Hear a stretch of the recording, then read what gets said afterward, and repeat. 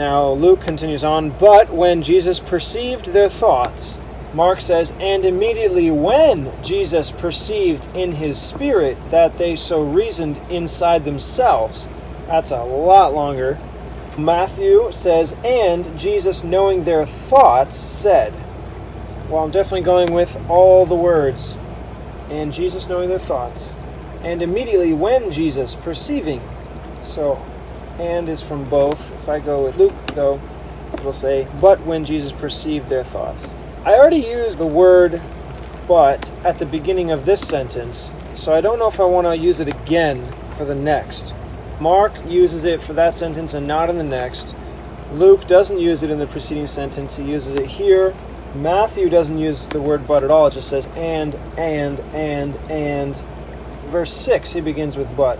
So I'll go with that. I'll start with and from Matthew and Mark. Luke then says, when Jesus perceived. Mark, and immediately when Jesus perceived. Immediately has to come in there. Matthew just says, and Jesus. So immediately from Mark only. When Jesus, just Jesus. So when from Mark and Luke, and then Jesus from all three. And perceived is in Luke, is in Mark, is not in Matthew. It says knowing. Perceived in his spirit versus just perceived. So Luke and Matthew are pretty much the same. Luke says perceived their thoughts. Matthew says knowing their thoughts. Mark has a lot more. Perceived in his spirit that they so reasoned inside themselves. But the question is perceived or knowing?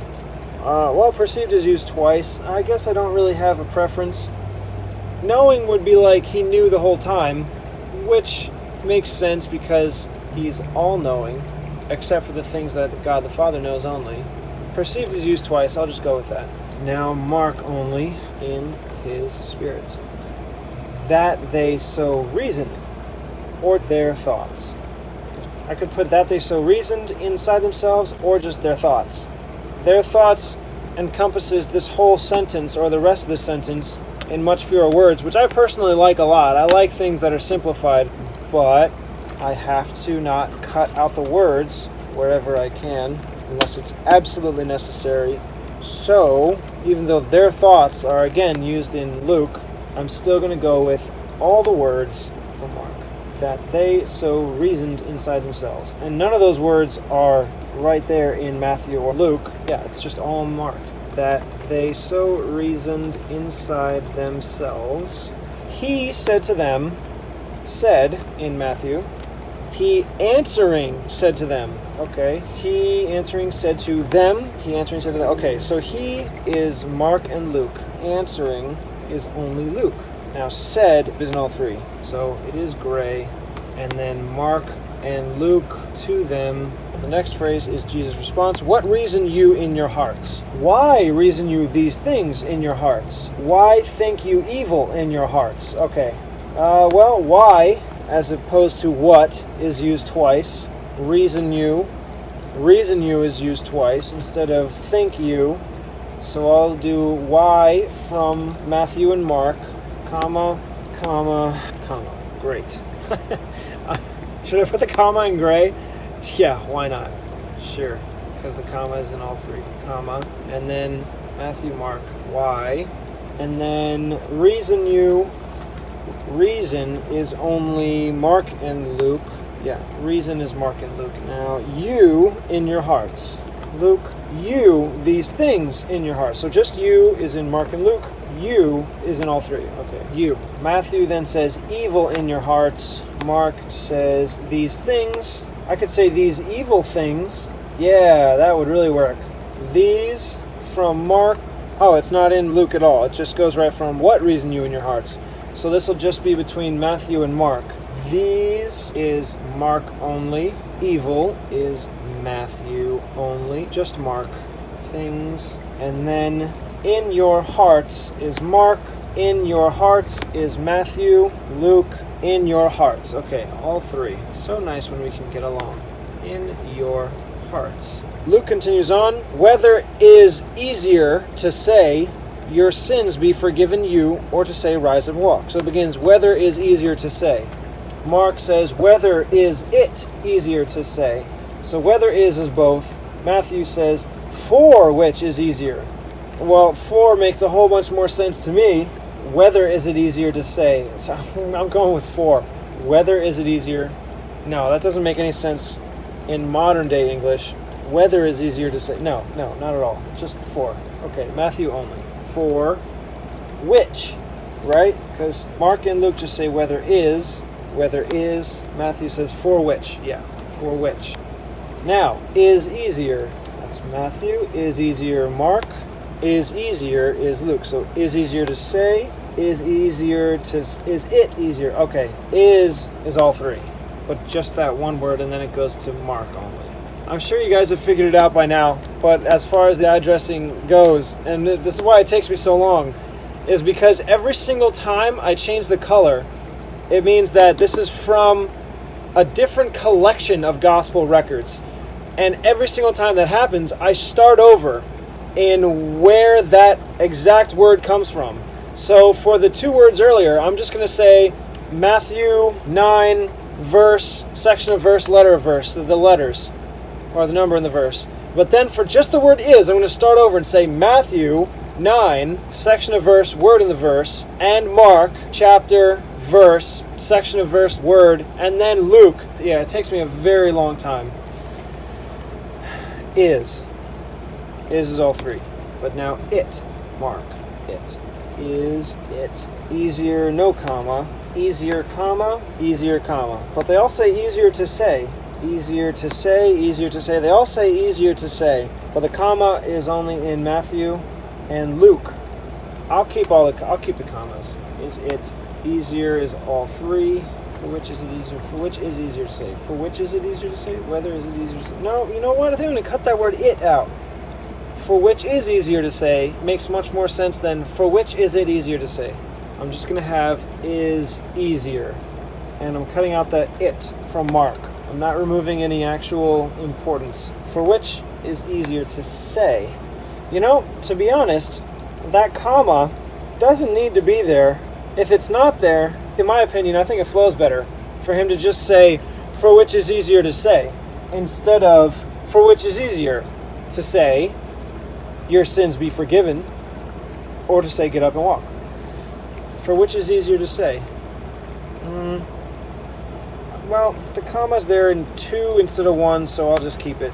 Yeah, I'll say Matthew and Luke to say, comma, Matthew, to say. Oh, you know what? The reason why there's no commas in Mark is because he adds who he's specifically talking to, the sick of the palsy. It doesn't say that in Matthew or Luke. In Matthew and Luke, it just says, whether is easier to say your sins be forgiven or to say rise up and walk. But since he's talking to the sick of the palsy and he's talking about him, whether is it easier to say to the sick of the palsy, it makes sense for none of those commas to be there at all.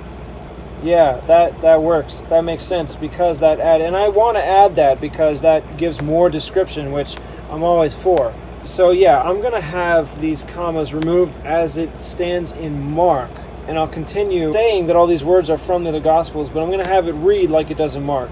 And they all have the same words up until to say. For which is easier to say, your sins be forgiven. Sick of the palsy, your sins be forgiven. To say, okay, so now just Mark, I'll have the space comes from Mark as well. To the sick of the palsy, and then the comma comes from all three, as if they're all picking up in the same spot. Your sins be forgiven you, your sins be forgiven you, your sins be forgiven you. Oh, perfect, it's the same. The first your is not italicized in Luke, but it is in Mark and Matthew. So maybe I should say that your only comes from Luke, because it's added by the translators. I know I do that before, some other place, so I'll do that again.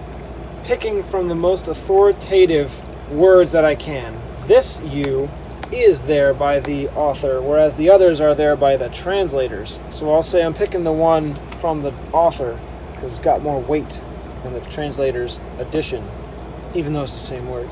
And then from all three, sins be forgiven you. Semicolon. Semicolon. Semicolon. Beautiful. or to say, arise and walk, or to say, arise and take up your bed and walk, that's Mark, or to say, rise up and walk. So I'm going to have or to say is from all three because it is. Or to say, comma, Mark, or to say, comma, or to say, comma, arise and walk, arise and take up your bed, rise up. Okay, I'm going to go with arise. It wouldn't fit with Luke if I had the word up, but rise up. But the word up does come later in Mark, so I can use that later. But I will go with arise because that word is used twice. Matthew and Mark. Arise. Now continuing on with Mark, that comma is Matthew and Mark. Mark then continues and take. Just Mark is and take. Now Mark and Luke, the word up. Now your bed is only from Mark. And take up your bed, just like it says in Mark. And walk is from Luke. And walk is from Mark. And walk is from Matthew. So all three and walk. Question mark.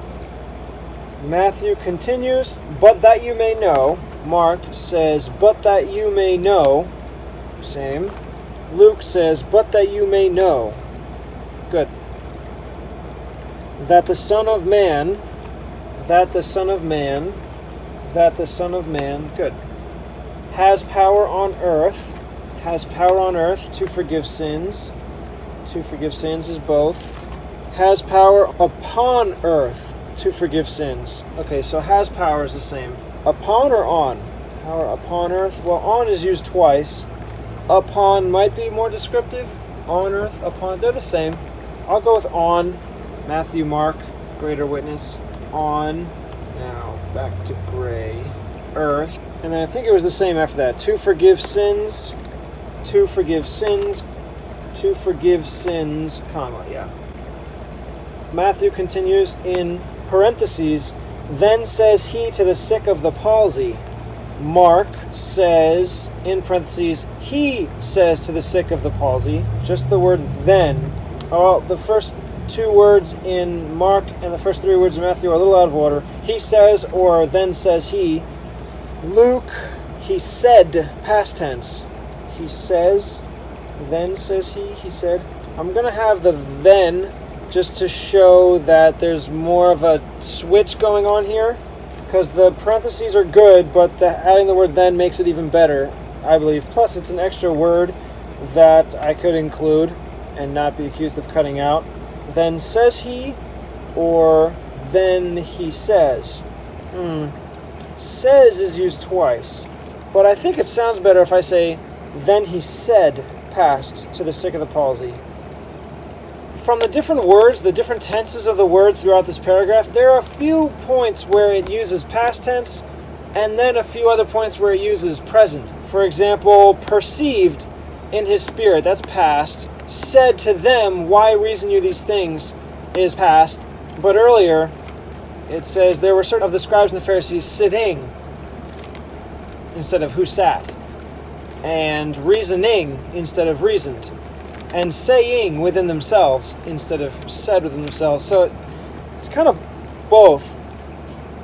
It shouldn't be like that if you have the option, if you're writing it all yourself, but because I'm trying to make this all fit as best I can, there's going to be some mix and matching with the tenses. So I guess here it could be either, but that you may know that the Son of Man has power on earth to forgive sins. Then he says, then he said. I guess either one could work. I'm going to have present tense because it seems like it's in the moment, like you're right there with them. It has mostly present tense, which means it's like you're in the midst.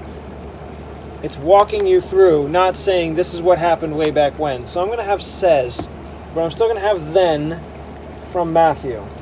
So the parentheses is all three, but then the word then only from Matthew. And then instead of says he, like in Matthew, I'm going to have it more modern. Then he says.